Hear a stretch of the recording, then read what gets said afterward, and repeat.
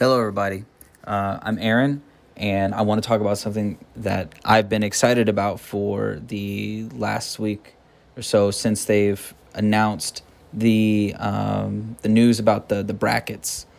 And so I'm really interested in getting into and or developing, say, a competitive bracket 3. I think it has the potential for a much more balanced, much more interesting metagame than regular cEDH because of the deck building restrictions. And so I'm presenting my idea for Tevesh Rograkh as a competitive bracket 3. My 3 game changers for this list are Demonic Tutor, Chrome Mox, and Underworld Breach, and we'll talk about that. I want to talk about a lot of the ideas why this particular list, what the benefits are, and how we're going to win, and all of that. So what's the main idea? The main idea is this, that we're limited in this bracket, if you're going to build competitively, 3 cards from the Game Changers list.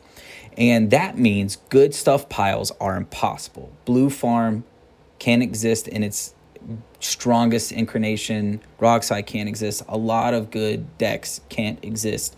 And the way they operate at cEDH, you can get some facsimiles, but they can't have all their tools. And blue, black, and colorless fast mana were hit the hardest. And so decks at the highest level, which were built off of these shells, cannot operate the same. And that's something we want to take advantage of. So how can we make most of a competitive environment in which a lot of the strongest pieces that made good stuff piles viable in cEDH, how can we make the most of this? Well, I'm thinking Rakdos.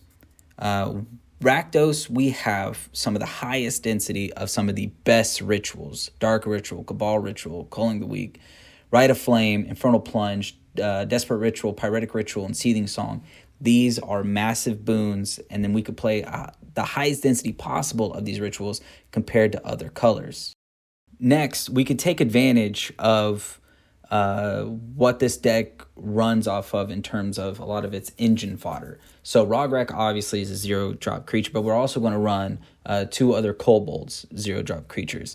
And these will turn our Paradise Mantle, our Springleaf Drum, and notably with Rograkh, our Mox Amber into extremely potent and flexible mana sources. We could turn all these creatures into mana dorks.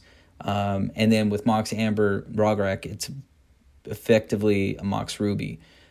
So we have high density of rituals and pseudo mana dorks.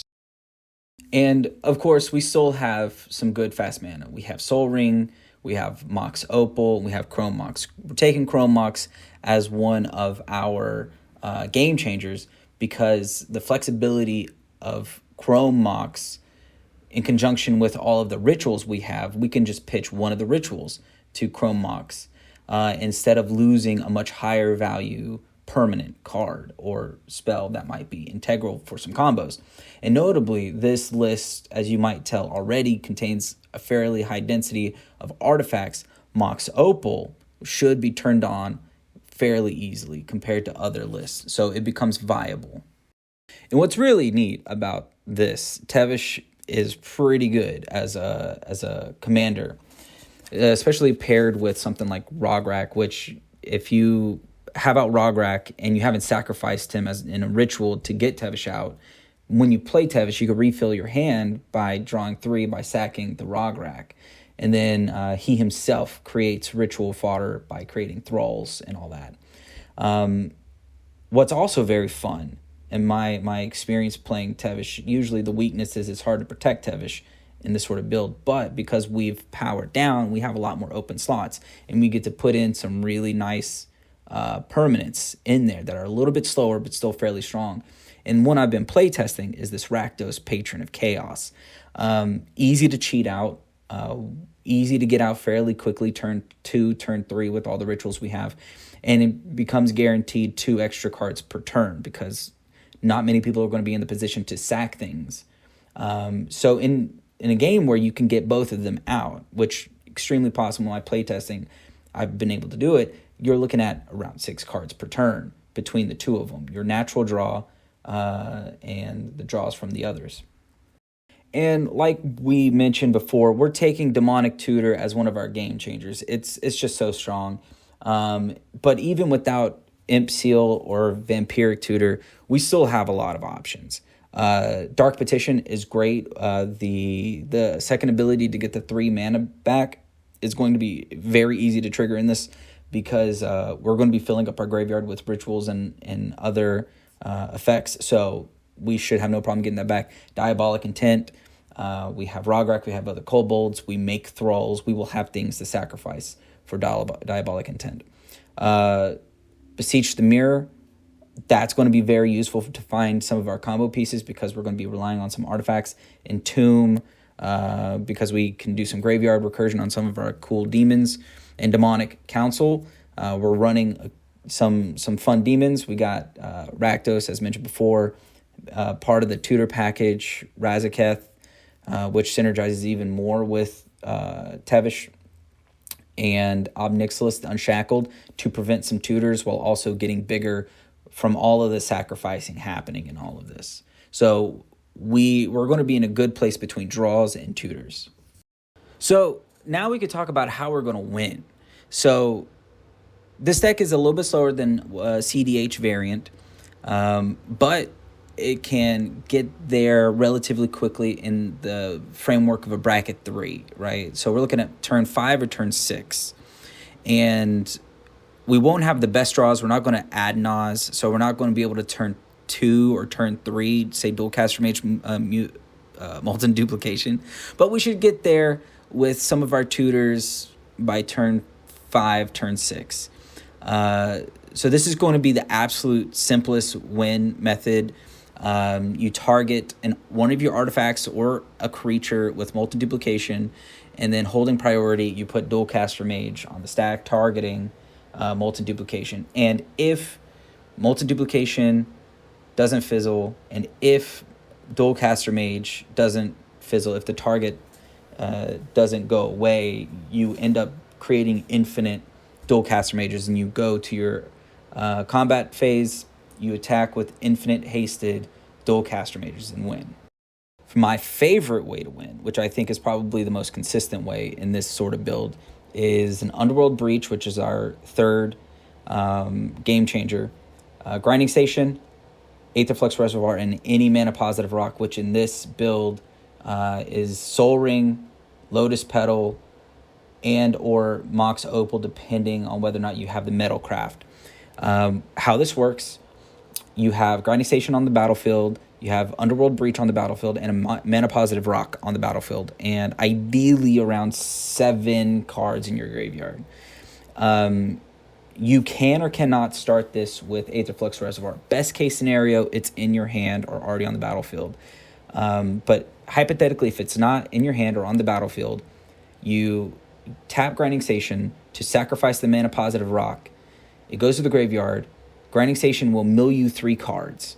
Now, recast that mana positive rock, exiling the 3 cards you've exiled, unless one of them's Aetherflux Reservoir.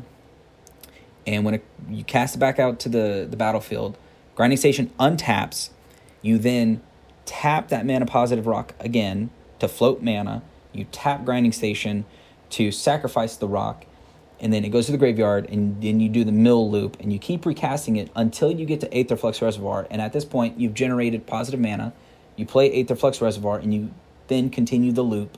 Each time your self-storm count goes up, and as it goes up, you will be able to kill people at instant speed. So if someone wants to interact with you, depending on your storm count, you should be able to laser them down over them in the stack. This one is pretty cool tech. So this is Cloudstone Curio.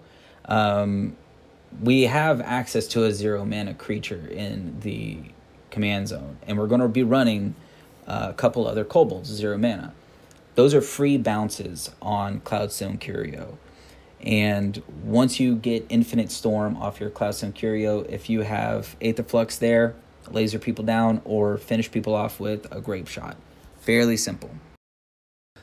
Last consistent way to win is a Stormkiln Artist Chain of Smog combo. Stormkiln Artist on the battlefield, you cast Chain of Smog targeting yourself, you discard 2 cards. You choose to continue the chain on yourself. You copy it. And you're going to do this infinitely, and with Stormkill and Artist, you'll create infinite treasures. If you have something like Mayhem Devil on the battlefield, you sacrifice those treasures, instant speed, if there's no stacks effect, and you kill everybody. Or if you can't kill someone with them, say if there's an obedience effect and they come in tapped, well, Reckless Fireweaver will just care if they come in, and you kill people that way. So once again, I really think this deck would perform fairly well in a competitive bracket 3. Good piles can't exist in the way they do in cEDH, in full-blown cEDH.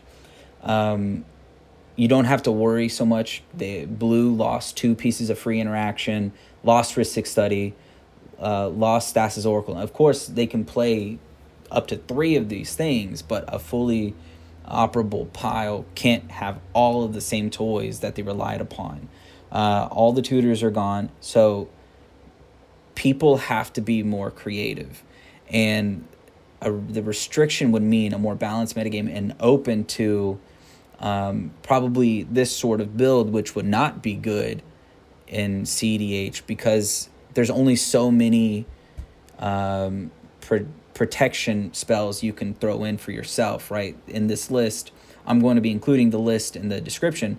I'm running a good amount of interaction, I believe 5 or 6 pieces of interaction to protect whatever I'm doing, plus Defense Grid and Conqueror's Flail.